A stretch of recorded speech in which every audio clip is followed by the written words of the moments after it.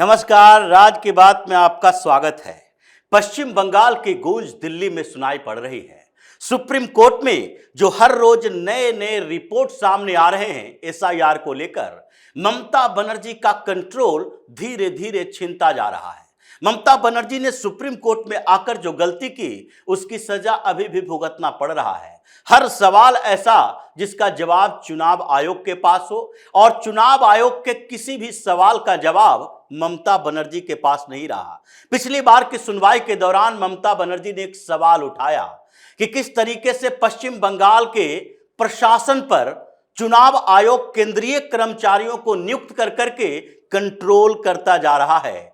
चुनाव आयोग बाहर से यानी भारतीय जनता पार्टी शासित प्रदेशों से अधिकारी लाते हैं, वहां observer, micro observer, senior observer की नियुक्ति कर रहे हैं, और अब तक 7,000 के करीब अधिकारी ऐसे हैं जो बाहर से आकर पश्चिम बंगाल में काम कर रहे हैं, जिसके कारण ममता बनर्जी की समस्या बढ़ रही है। और ये लोग सेंसिटिव नहीं है। यही बात ममता बनर्जी ने सुप्रीम कोर्ट में कही थी कि इनके पास ये आधार नहीं है कि ना ये बांग्ला बोल पाते हैं, न लोगों से इनका जुड़ाव है, जिसके कारण एसआईआर में समस्याएं पैदा हो रही है। लोग जाते हैं बूथ लेवल अधिकारी के पास से होता हुआ आरओ, ईआरओ, और वहां पर माइक्रो ऑब्जर्वर बैठा होता है जो कि इन लोगों से दस्तावेज लेता है। उनको बांग्ला समझ में नहीं आती है, तो इसके कारण समस्याएं पैदा होती है। नाम के टाइटल में भी समस्या हो जाती है, और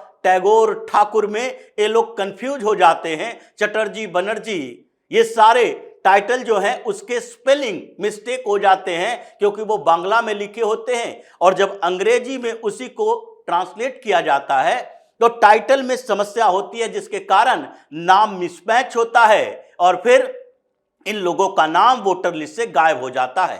यह आधार बताया था ममता बनर्जी ने कि देखिए, दिसंबर से यह काम चल रहा है। दिसंबर में सबसे पहले 3800 माइक्रो ऑब्जर्वर की नियुक्ति की गई थी, फिर जनवरी में 1500 और नियुक्त किया गया, फिर सीनियर ऑब्जर्वर लाए गए, फिर 5 ऐसे केंद्र के अधिकारी लाए गए जो कि होम मिनिस्ट्री के अंदर काम करते थे, और इन लोगों को बंगाल में रख दिया गया है, जिससे हमारा कंट्रोल खत्म हो रहा है। ये चुनाव आयोग का इनडायरेक्ट तरीके से पश्चिम बंगाल के प्रशासन पर कंट्रोल का तरीका है। ये सरकार पर अविश्वसनीयता है। इसके जवाब में चुनाव आयोग ने जो रिपोर्ट सौंपी थी उसी का खामियाजा भुगतना पड़ रहा है, और ममता बनर्जी के 8,000 अधिकारी छीन लिए गए एक झटके में। क्योंकि सुनवाई आज भी है और सुनवाई हो रही है, लेकिन इस बीच ममता बनर्जी को लगा सुनवाई से पहले अगर हमने सुप्रीम कोर्ट का फैसला नहीं माना, चुनाव आयोग के उन सवालों का जवाब नहीं दिया, तो फिर तो हमारा कंट्रोल जो बचा खुचा है वो भी छीन जाएगा। चुनाव आयोग ने आरोप लगाए थे कि हमें बाहर से कर्मचारी मंगवाने की जरूरत क्यों पड़ी। क्या हम चाहते थे कि सेंट्रल गवर्नमेंट के कर्मचारियों को लगाया जाए? क्या हम चाहते थे कि किसी और स्टेट से उधार में कर्मचारी लिया जाए? क्योंकि हमने ममता बनर्जी से इसकी डिमांड की थी। पहले हमने कहा था कि बीएलओ 80,000 चाहिए। बीएलओ 80,000 किसी तरीके से ममता बनर्जी ने दिए, लेकिन यही बीएलओ और उसके ऊपर का ईआरओ, एईआरओ, ये दोनों अधिकारी जो थे उसमें से हमने मांग की कि ईआरओ और एईआरओ ये एसडीएम रैंक का अधिकारी होना चाहिए, क्योंकि ये ऑब्जर्वर की भूमिका में होता है। बीएलओ जो रिपोर्ट सौंपता है, जिन नामों का जिक्र करता है, जो कंफ्यूज दस्तावेज होते हैं, जिसपे शक पैदा होता है, वो एईआरओ के पास जाता है, उसके बाद ईआरओ के पास जाता है, और ये लोग फाइनल डिसीजन लेते हैं। इसलिए ऊपर के अधिकारी एसडीएम स्तर के होने चाहिए, लेकिन ममता बनर्जी ने अधिकारी ही नहीं दिए, और अधिकारी दिए भी तो जो फर्जीवाड़ा पता चला कि एक बूथ पर 178 फर्जी वोट इन्हीं के एक अधिकारी ने दर्ज करवाए। और उसके बाद जब पता चला चुनाव आयोग को, तो हमने 4 अधिकारियों को सस्पेंड करने की बात की, और उसके ऊपर एफआईआर करने के लिए ममता बनर्जी की सरकार से रिक्वेस्ट किया, लेकिन हुआ कुछ नहीं। इन लोगों ने चुनाव आयोग से लड़ना शुरू कर दिया, और उन 4 अधिकारियों पर ममता बनर्जी जो मुख्यमंत्री हैं खुद अलग अलग मंचों पर जाकर कहती थी कि कोई भी अधिकारी कर्मचारी के ऊपर कोई कार्रवाई नहीं होगी। ये तरीका था कि एसआईआर की प्रक्रिया को रोको, किसी तरीके से फर्जी वोट डलवाओ और जो फर्जी वोट पहले से हैं उसको फिर से ऐड ही रहने दो। फिजिकल वेरिफिकेशन में भी डॉक्यूमेंट्स, फर्जी डॉक्यूमेंट्स यानी जो दस्तावेज सौंपे जा रहे हैं उसका वेरिफिकेशन नहीं, बल्कि जो जैसा दे रहा है वैसा एक्सेप्ट करो और सारे का वोटर लिस्ट में नाम डलवाओ। ये चल रहा था। इसलिए हमने 4 अधिकारियों को कहा कि इसके ऊपर एफआईआर दर्ज करवाइए। ममता बनर्जी खुद मैदान में आई और उसके बाद इन्होंने उन अधिकारियों पर कार्रवाई नहीं की। अंत में चुनाव आयोग ने यही बात कही कि जब हम चीफ सेक्रेटरी को दिल्ली बुलाए और फिर धमकी दी, वार्निंग दी कि अगर उन अधिकारियों के खिलाफ कार्रवाई नहीं होती है तो आपके ऊपर कार्रवाई होगी, तो दूसरे दिन जाकर वहां पर उन अधिकारियों का सस्पेंशन ऑर्डर आया, लेकिन एफआईआर अभी तक नहीं हुआ है। 2 विधायक ममता बनर्जी के जो बीडीओ के ऑफिस में जाकर तोड़फोड़ करता है और हम पुलिस वाले को कहते हैं, वहां पर चीफ इलेक्टोरल ऑफिसर ये भी कहते हैं कि नहीं, इन दोनों के ऊपर एफआईआर दर्ज किया जाए।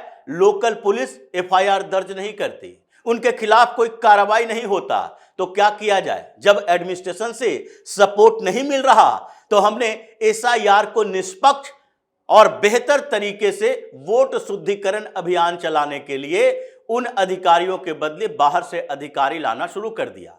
इसलिए observer, micro observer, senior observer, deputy observer ऐसे पोस्ट क्रिएट किए, जोन बाई बांटा और उन जगहों पर इनकी नियुक्ति की। अभी 7000 से ज्यादा अधिकारी अलग स्टेट के भी हैं जो कि पश्चिम बंगाल में चुनाव आयोग के साथ काम कर रहे हैं। उसके बाद भी हमने बार बार रिक्वेस्ट किया ममता बनर्जी से कि आप अधिकारियों को सौंपें, हमें जरूरत है।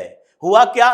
3 आईएएस आईपीएस अधिकारी जिनको चुनाव के ड्यूटी पर लगाया गया था, उन अधिकारियों को ममता बनर्जी ट्रांसफर कर देती है और ट्रांसफर के बाद चुनाव आयोग के पास जब इसकी शिकायत आती है तो चुनाव आयोग से ये लेटर निकलता है कि नहीं नहीं, इसकी जरूरत हमें है, इसलिए बीच में, प्रक्रिया के बीच में आप इनका ट्रांसफर नहीं कर सकते। ममता बनर्जी उसमें भी अलग अलग तिकड़म भिड़ाती है और कहती है कि नहीं नहीं, हम ट्रांसफर नहीं कर रहे, दूसरे जगह पर भेज रहे हैं, दूसरे डिपार्टमेंट में भेज रहे हैं और उसमें चुनाव आयोग के साथ वो कोऑर्डिनेशन रहेगा। ऐसा नहीं हो सकता कि आप किसी चुनाव अधिकारी को, यानी कि जो चुनाव की प्रक्रिया में काम कर रहा है, जिस डिस्ट्रिक्ट में वो काम कर रहा है, उसके बदले आप कहते हैं कि नहीं नहीं, किसी और डिस्ट्रिक्ट में जाकर चुनाव का काम ही करे। तो ये बीच में ट्रांसफर का मतलब होता है कि वो पूरी व्यवस्था को फिर से समझना पड़ेगा उसे कि वहां पर क्या चल रहा है। इसलिए हमने उन ट्रांसफर को रुकवाया। फिर उसके बाद जो आईएएस आईपीएस अधिकारी हमने वहां से लिए थे 15, जिसमें से 10 आईएएस और 5 आईपीएस अधिकारी थे। 15 आईएएस आईपीएस अधिकारियों को जब हमने लिया तो उसके बाद इन्होंने एक और सूची बनाई और कहा कि नहीं नहीं, इनमें से 9 आईएएस आईपीएस अधिकारी को बंगाल सरकार की जरूरत है, तो बंगाल सरकार को इसे सौंप दीजिए। हालांकि चुनाव आयोग ने कहा कि हम उन्हें वापस नहीं कर सकते थे, इसलिए ममता बनर्जी की वो चालाकी भी नहीं चली। लेकिन अब भी ये सुप्रीम कोर्ट में है मामला, अभी हम पूरी लिस्ट सौंप रहे हैं। ममता बनर्जी से पूछिए कि ये कितने अधिकारी हमें दिए हैं चुनाव आयोग को चुनावी प्रक्रिया, एसआईआर की प्रक्रिया के लिए। तो इसलिए ममता बनर्जी को लगा अगली सुनवाई में तो सुप्रीम कोर्ट से कोई कड़ा आदेश ना आ जाए, एडमिनिस्ट्रेशन पर से कंट्रोल खत्म ना हो जाए, इसके लिए आनन फानन में उन्होंने मीटिंग बुलाई और मीटिंग बुलाकर अलग अलग क्षेत्रों से अधिकारियों की बात की कि हमारे पास जो अधिकारी हैं जो हमारे इशारे पर काम कर सकते हैं उसे सौंपो, नहीं तो ये माइक्रो ऑब्जर्वर, यही सारे लोग एडमिनिस्ट्रेशन पर कंट्रोल करके रखेंगे। इसलिए ममता बनर्जी ने 8000 अधिकारियों की सूची चुनाव आयोग को सौंप दी सुप्रीम कोर्ट में सुनवाई से पहले। और ये 8000 अधिकारी जो उनसे छिन गए, अब उसका बैकग्राउंड भी चेक किया जाएगा। ऐसा नहीं है कि ममता बनर्जी के ऊपर भरोसा किया जाए और फिर जो अधिकारी वो चुनाव आयोग के साथ जोड़ना चाहते हैं वो वही अधिकारी वैसे ही अधिकारी न मिले जो कि पहले के 4 अधिकारी थे जिन्होंने एक एक बूथ पर 178 फर्जी वोट जुड़वाए थे। क्या एसआईआर की प्रक्रिया को ये सारे अधिकारी किसी न किसी तरह से प्रभावित करेंगे ममता बनर्जी के इशारे पर? यही सवाल खड़ा हुआ और उसके बाद चुनाव आयोग, सुप्रीम कोर्ट के आदेश, ममता बनर्जी के ऐसे आफत पड़ी है कि अब उनका एडमिनिस्ट्रेटिव कंट्रोल छिनता जा रहा है। अगर चुनाव आचार संहिता लागू होता है उसके बाद तो उनके अधिकार में कुछ होगा ही नहीं, लेकिन इस बीच वो 1 महीने में कोई बड़ा खेल करने की कोशिश कर रही थी कि फाइनल वोटर लिस्ट जारी हो उससे पहले अपने अधिकारियों से साठगांठ करके किसी तरीके से उस वोटर रोल को ऐसे कंट्रोवर्सी में डाल दो ताकि पिछले वोटर रोल के अनुसार ही इस बार चुनाव हो। ये पैतरे थे, लेकिन चुनाव आयोग इन बातों को समझ रहा था। तभी सुप्रीम कोर्ट में भी ममता बनर्जी फंसी हैं, चुनाव आयोग के पास भी, और आगे तो अभी आईपैक के मामले में सुनवाई होनी है। ईडी भी आक्रामक मोड में है, छापेमारी चल रही है। लगता है कि चुनाव की घोषणा से पहले आधी ताकत ममता बनर्जी की ऐसे ही खत्म हो जाएगी। तो इसी तरह की खबरों के साथ फिर से हाजिर होंगे, तब तक के लिए बने रहिए हमारे साथ और देते रहिए हमें सहयोग ताकि इसी तरह की खबर हम आपके लिए लाते रहें। धन्यवाद।